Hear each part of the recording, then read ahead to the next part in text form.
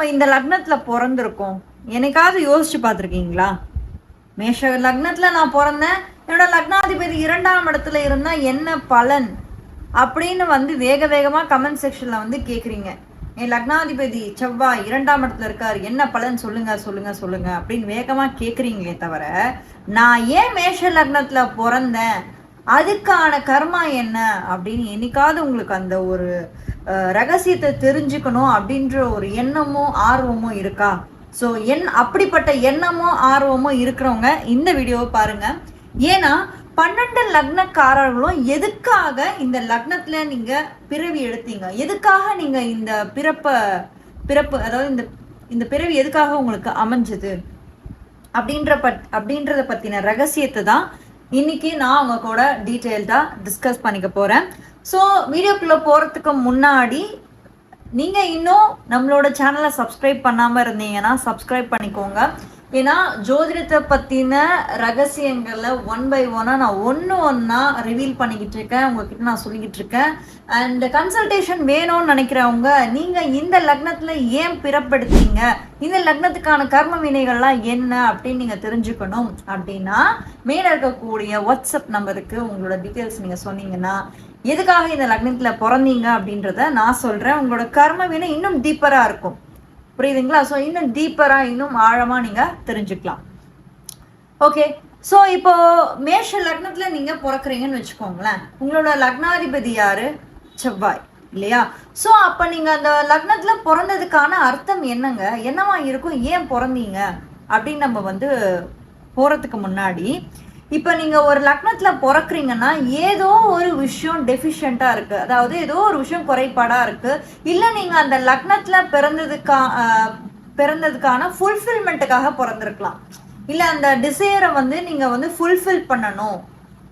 ஏன்னா உங்களோட பிறவியின் ரகசியமே ஒவ்வொரு மனுஷனும் பிறந்த அந்த லக்னத்துல தான் இருக்கு. நிறைய பேர் நினைச்சுக்கிட்டு இருக்கீங்க ராசியில இருக்கு, அதாவது லக்னாதிபதி இருக்கக்கூடிய அந்த வீடுல இருக்கு, அவர் எந்த இடத்துல போய் அமர்ந்தாரோ அந்த இடத்துல இருக்கு. இல்ல, நீங்க பிறந்த லக்னத்துல தான் உங்களோட பிறவியின் ரகசியமே அமைஞ்சிருக்கு. ஓகேவா? ஸோ ஒரு எக்ஸாம்பிள் நான் உங்களுக்கு சொல்லணும்னா, இப்ப நீங்க ஒரு டாக்டர் கிட்ட போறீங்கன்னு வச்சுக்கோங்களேன். அவர்கிட்ட நீங்க சுகருக்காக பார்க்க போறீங்க. அப்ப அவர் என்ன பண்ணுவாரு, உங்களுக்கு இந்த கோளாறு இந்த குறைபாடுகள்லாம் இருந்தா மாத்திரை கொடுப்பாரு, இல்ல டயட்டை சொல்லுவாரு, இது சாப்பிடு இப்படி சாப்பிடு அப்படின்னு சொல்லி கொடுப்பாரு. அது எதனால கொடுக்குறாரு, ஒரு பிரச்சனை இருக்கு, சரி இது சரி பண்ணிக்கோ அப்படின்றதுக்காக தானே கொடுக்குறாரு. ஸோ அதே மாதிரிதான் நீங்க பிறக்கக்கூடிய லக்னத்துல நீங்க பிறக்கக்கூடிய லக்னம் பாத்தீங்கன்னா ஏதோ ஒரு வகையான குறைபாடுகள் இருக்கலாம், இல்ல உங்க கர்மாவை நீங்க ஃபுல்ஃபில் பண்ணாம இருக்கலாம், இல்ல நீங்க அந்த டிசைரை நீங்க அடையாம இருக்கலாம். ஸோ இப்படிப்பட்ட காரணத்தினாலதான் நீங்க லக்னத்துல பிறக்குறீங்க. ஏன்னா இப்ப லக்னத்துல பிறக்கும் போது ஃபர்ஸ்ட் நீங்க கிழக்கு நோக்கி அந்த லக்னம் வருங்க. இப்போ எப்படின்னா, நீங்க if you are born on some ascendant, ஏதாவது ஒரு அசண்டன்ட்ல நீங்க பிறக்குறீங்கன்னா அதோட ரைசிங் சைன் எங்க இருந்து ஆரம்பிக்கும் அப்படின்னு பாத்தீங்கன்னா ஈஸ்ட் டைரக்ஷன், அதாவது கிழக்குல இருந்து ஆரம்பிக்கும். இந்த பிரபஞ்சத்தை கிரியேட் பண்ணது யாருன்னு எல்லாருக்குமே தெரியும், விஷ்ணு கடவுள் தான் இந்த பிரபஞ்சத்தை கிரியேட் பண்ணியிருக்காரு.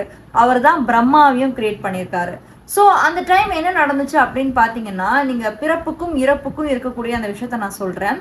அந்த டைம் நீங்க ஒரு வித ஆசைப்பட்டிருக்கலாம், இல்ல எனக்கு இல்ல நான் இதை சரியா முடிக்கல, திருப்பி நான் வரணும், திருப்பி என்னோட டிசைரை நான் ஃபுல்ஃபில் பண்ணணும், இல்ல நான் இந்த விஷயம் நான் மாத்திருக்கலாம், இல்ல நான் அந்த விஷயம் மாத்திருக்கலாம், ஏதாவது ஒரு விஷயம் நான் மாத்திருக்கலாம், அந்த மாதிரி ஆசை இருக்கும்போது யமன் உங்ககிட்ட கேட்பார், என்ன திருப்பி பிறக்க போறியா இல்ல என்ன ஏதுன்னு கேட்கும்போது, அப்போ இல்ல இந்த டிசைர் இருக்கு அப்படின்னா நீங்க திருப்பி இந்த பிறவி மறுபடியும் பிறவி எடுத்து நீங்க இந்த உலகத்துல அந்த டிசைரை நீங்க ஃபுல்ஃபில் பண்ண வேண்டியதா இருக்கும். ஸோ இப்படிதான் ஒவ்வொரு மனுஷனும் தன்னுடைய பர்த், அப்புறம் ரீபர்த், அதுக்கப்புறம் டெத், இப்படி மாறி மாறி மாறி மாறி ஒருத்தரும் பிறக்கிறதுக்கு காரணம் இதுதான். ஸோ பர்த்துக்கும் டெத்துக்கும் இருக்கக்கூடிய அந்த இடைப்பட்ட கேப் அந்த லக்னம் அப்படின்ற ஒரு விஷயம் தான் சொல்லுது. இந்த டிசைர் எப்படி ஸ்டாப் ஆகும், எப்போ உங்களுக்கு ஆசையே இல்லாம போகுதுன்னா அப்போ உங்களுக்கு இந்த எல்லாமே ஒரு முடிவுக்கு வந்துடும். ஸோ அப்படி முடிவில்லாத இருக்கும்போது தான் ஒவ்வொரு வாட்டியும் உங்களோட சோல் திரும்ப திரும்ப திரும்ப திரும்ப ரீபர்த் எடுத்துக்கிட்டே இருக்கு. ஸோ இது நீங்க இன்னும் டீப்பர் லெவல்ல பார்க்கணும் அப்படின்னா, இப்போ நீங்க ஒரு லக்னத்துல பிறக்குறீங்க, அந்த லக்னத்துல லக்னாதிபதி அப்படின்றவர் வந்து ஒரு இடத்துல இருப்பாரு. இந்த 12 கட்டங்கள்ல அவர் வந்து ஒரு இடத்துல இருக்கலாம். இப்ப வந்து இது மேஷம்னு எடுத்தீங்கன்னா இது வந்து துலாம். ஓகேவா? ஸோ இப்ப வந்து இந்த துலா லக்னத்துல நீங்க பிறக்குறீங்கன்னா இந்த இடத்துல வந்து ஒரு சர்டன் டிகிரிஸ்ல வந்து இருக்கும். அந்த டிகிரி வந்து இன்னும் கொஞ்சம் டீப்பரா போகும். அதே மாதிரி இப்ப நீங்க துலா லக்னத்துல பிறக்குறீங்கன்னா இங்க ஒரு பர்டிகுலரா 2-3 பிளானட்ஸ் இருக்கும், 2-3 கிரகங்கள் இருக்கலாம், சுக்கிரன் இருக்கலாம், புதன் இருக்கலாம். ஸோ இன்னும் கொஞ்சம் அது உங்களை டீப்பரா இன்னும் கொஞ்சம் ஆக்கும். அதே மாதிரி இந்த லக்னாதிபதி சுக்கிரன் வந்து 5ஆம் இடத்துல இருந்தா அது ஒரு வித கர்மாவை நீங்க ஃபுல்ஃபில் பண்ண வேண்டியது இருக்கும். ஸோ இந்த மாதிரி ஒவ்வொரு விஷயங்களும் மாறுபட்டுக்கிட்டே இருக்கும். இப்போ நம்ம இந்த 12 லக்னத்துக்கு உண்டான பிறவியின் ரகசியம் என்ன அப்படின்றத ஃபர்ஸ்ட் பார்ப்போம். மேஷம். இப்போ நீங்க வந்து மேஷ லக்னத்துல நீங்க பிறந்திருக்கீங்கன்னு வச்சுக்கோங்க. இப்போ நீங்க மேஷ லக்னமா வந்து பிறவி எடுத்து பிறந்திருக்கீங்கன்னா உங்க பாஸ்ட் லைஃப்ல நீங்க என்ன பண்ணியிருந்திருப்பீங்க, எதுக்காக நீங்க மேஷ லக்னமா பிறந்திருப்பீங்க அப்படின்னா, மேஷம் வந்து என்னது, உங்களை குறிக்குதுங்க, உங்களோட உடலை குறிக்குது, உங்களோட உடலோட ஆரோக்கியமா குறிக்குது.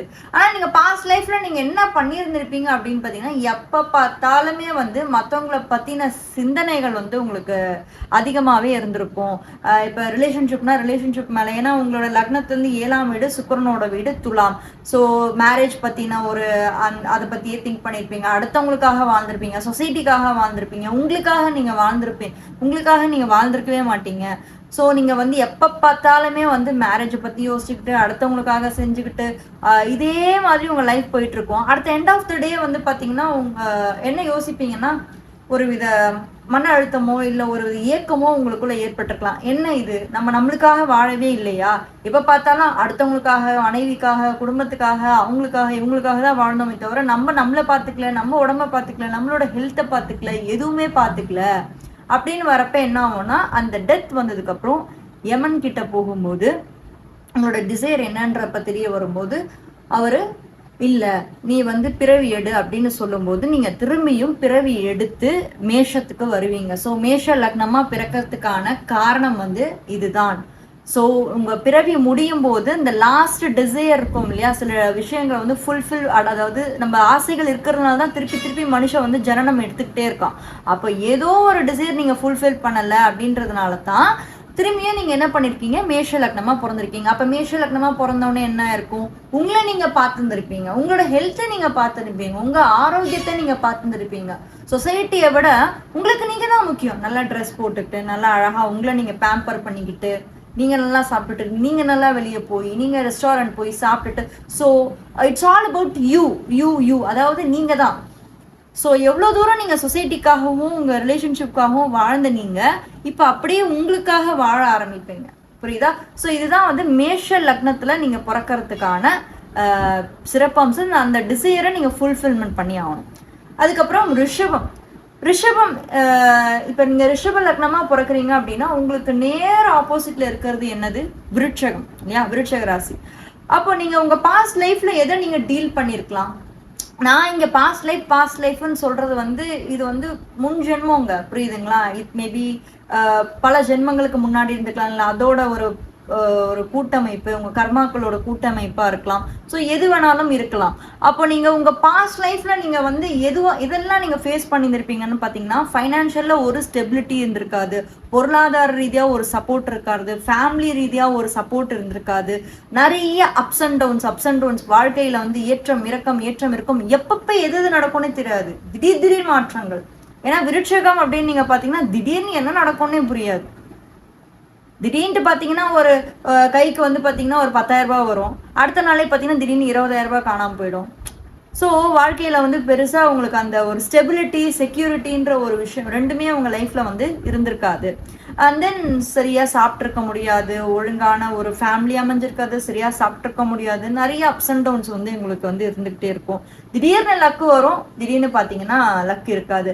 ஸோ இது எல்லாமே பார்த்த நீங்கள் என்ன ஆயிருக்கும் ஒரு கட்டத்துலன்னா, நம்ம வாழ்க்கையில நமக்குன்னு நம்ம ஃபேமிலியே அமைச்சுக்கலையா, நமக்குன்னு நம்ம ஒழுங்கா சாப்பிடலையா, நமக்குன்னு ஒரு செக்யூரிட்டி எதுவுமே இல்லையா அப்படின்னு ஒரு எண்ட் ஆஃப் த சைக்கிள், அதாவது முடிவின் போது உங்களுக்கு அந்த எண்ணம்லாம் தோன்றிருக்கும். இப்போ அடுத்தவங்களை பார்த்து யோசிப்பீங்க, அங்க பாத்தீங்களா நல்லா சாப்பிடுவாங்க, நல்லா தூங்குவாங்க, நல்லா ஃபேமிலி இருக்கும், ஃபைனான்ஷியல் செக்யூரிட்டி எல்லாமே இருக்கும். ஸோ அந்த ஃபுல்ஃபில்மெண்ட் ஆகாததுனால, உங்களோட அந்த ஆசைகள் நிறைவடையாததுனால திரும்பி நீங்கள் என்ன பண்ணியிருப்பீங்க அப்படின்னா ரிஷப லக்னமாக பிறவி எடுத்திருப்பீங்க. ஸோ அப்போ ரிஷப லக்னமாக பிறவி எடுத்தோன்னா என்ன பண்ணியிருப்பீங்க? ஸோ இப்போ இந்த பர்த்தில் உங்களுக்கான ஃபேமிலி அமைச்சுக்கணும்னு நினைப்பீங்க. ஃபைனான்ஷியலில் செக்யூரிட்டியாக இருக்கணும். ஸோ ஃபைனான்ஷியல் ரொம்ப செக்யூர்டாக இருக்கணும், ஃபேமிலிக்காக இருக்கணும், அதாவது ரொம்ப பற்றோடு இருப்பீங்க, ஃபேமிலி மேலே ரொம்ப இன்ட்ரெஸ்டாக இருப்பீங்க. மெயினாக வந்து பார்த்தீங்கன்னா 2ஆம் இடம் சம்மந்தப்படுங்க. அதற்கப்புறம் மிதுன லக்னம். இப்போ நீங்கள் மிதுன லக்னமாக நீங்கள் பிறந்திருக்கீங்கன்னா உங்கள் பாஸ் பர்த்தில் நீங்கள் எதெல்லாம் வந்து பண்ணியிருந்திருப்பீங்க அப்படின்னு நம்ம பார்த்தோம்னா, அப்படியே உங்களுக்கு ஆப்போசிட்ல இருந்தது மிதுனத்துக்கு அப்படியே ஆப்போசிட்ல இருக்கிறது தனுசு இல்லையா? அப்ப நீங்க வந்து ஒரு பெரிய ஒரு ஸ்காலரா இருக்கலாம். அதாவது ஒரு நிறைய விஷயங்களை படிச்சு அதன் மூலயமா நிறைய பேருக்கு நிறைய சொல்லி கொடுக்கக்கூடிய ஒரு ஸ்காலரா இருக்கலாம், ஒரு டீச்சரா இருக்கலாம், வாழ்க்கையோட வழிகாட்டி வந்து நீங்களா இருந்திருக்கலாம். லைஃப்ல வந்து பாத்தீங்கன்னா ஒரு சீரியஸாவே வாழ்ந்திருப்பீங்க. புரியுதுங்களா? லைஃப்ல வந்து எப்பயுமே ஒரு ஃபன் எதுவுமே இருந்திருக்காது. ரொம்ப சீரியஸாகவே உங்கள் வாழ்க்கை வந்து போயிட்டு இருந்திருக்கும். வாழ்க்கையில் வந்து எப்பயுமே ஒரு குறிக்கோளோடையே வாழ்ந்திருப்பீங்களே தவிர, ஏன்னா நீங்கள் நிறைய குரு மிதுனத்துக்கு நேர் ஆப்போசிட்ல இருக்கிறது குருவோட வீடு தனுசு இல்லையா? ஸோ நிறைய இந்த சாஸ்திரங்களை படிக்கிறது, ஜோதிடங்களை பற்றி தெரிஞ்சுக்கிறது, ஹையர் நாலேஜை பற்றி தெரிஞ்சுக்கிறது, இது எல்லாத்தையுமே பண்ணிட்டு இருந்தீங்க. நீங்கள் ஒரு கட்டத்தில் என்ன ஆயிருக்கும் அப்படின்னு நீங்கள் பார்த்தீங்கன்னா உங்களுக்கு ஒரு டிசைர் கிரியேட் ஆயிருக்கு. என்ன டிசைர்? என்ன இது எப்போ பார்த்தாலும் இந்த சாஸ்திராஸை பற்றி படிக்கிறது, புக்ஸை பற்றி படிக்கிறது வழிகாட்டியாக இருந்திருக்கும். ஆனால் லைஃப்பை நான் வாழவே இல்லையே, எனக்குள்ள அந்த ஒரு மழைத்தன்மை இருந்திருக்குல்ல, நான் ஏன் லைஃப்பை வாழவே இல்லை? அப்போது மிதுனமாக நீங்கள் பிறக்கிறதுக்கு காரணம் லைஃப்பை வாழணும், உங்களுக்கு நண்பர்களோட வந்து எப்பயுமே ஜாலியாக இருக்கணும், அந்த ஃபன்னாக இருக்கணும், ஜாலியாக இருக்கணும். ஏன்னா மிதுனம் வந்து ரொம்ப க்யூரியஸான ஒரு சைன், புரியுதுங்களா? மிதுனம் வந்து பார்த்தீங்கன்னா நிறைய விஷயங்களை வந்து தெரிஞ்சுக்கணும், ஜாலியாக இருக்கணும், ஹாப்பியாக இருக்கணும் அப்படின்ற மாதிரி எப்பயுமே வந்து எதிர்பார்க்கும். ஆனால் தனுசு வந்து அதுக்கு ஆப்போசிட்டில் இருக்கக்கூடிய ரொம்ப சீரியஸான ஒரு சைன். ஸோ அப்போ மிதுனம் வந்து பார்த்தீங்கன்னா விளையாட்டுத்தன்மை வந்து அங்கே அதிகமாக இருக்கும், க்யூரியஸாக இருக்கும், ரொம்ப சோஷியபிளான ஒரு சைன் வந்து மிதுனம். ஸோ அப்போ வந்து at the end of the day வந்து நீங்கள் இதெல்லாம் வந்து நினச்சிருப்பீங்க.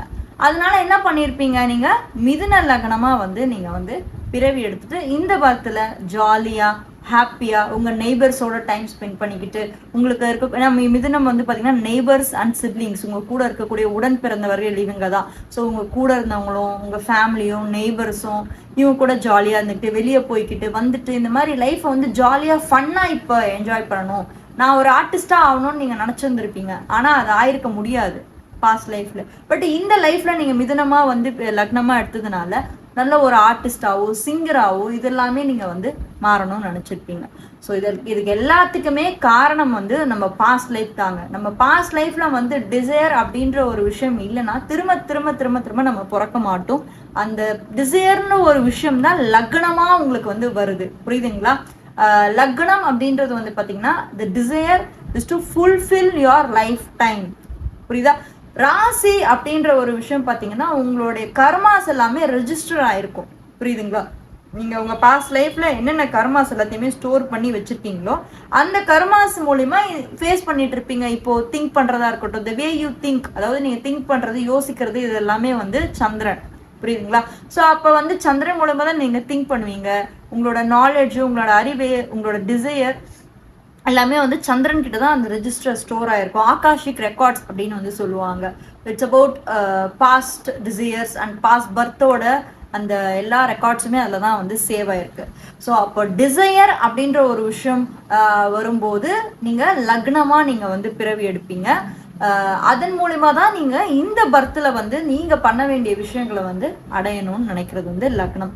மற்ற 3 லக்னங்களை பற்றி நான் அடுத்த வீடியோவில் உங்களுக்கு சொல்கிறேன். ஸோ இது வந்து பார்ட் 1.